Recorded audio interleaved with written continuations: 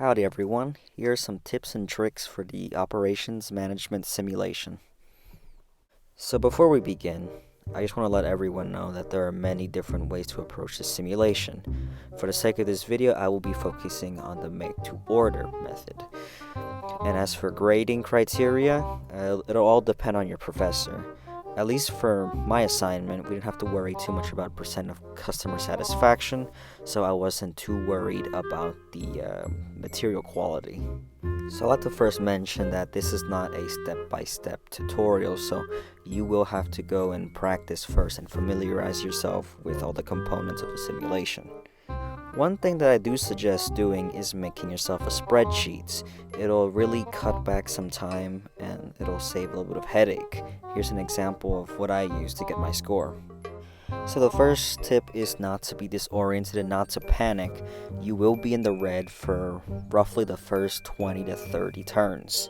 Be stingy when hiring. I'd say a good range for employees is from 180 to roughly 350. Anything above that and you're losing. Max out all your machines and employees as soon as possible. There is no penalty for being in the red, and your machines are going to be maxed out anyways by turn 96.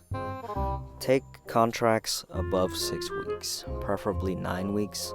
This will help offset any issues with bottlenecks. I'd recommend just having 1 employee for bidding and 2 for shipping. I think any more and you're probably just wasting money. So I think the most important one is to not mess with the contract.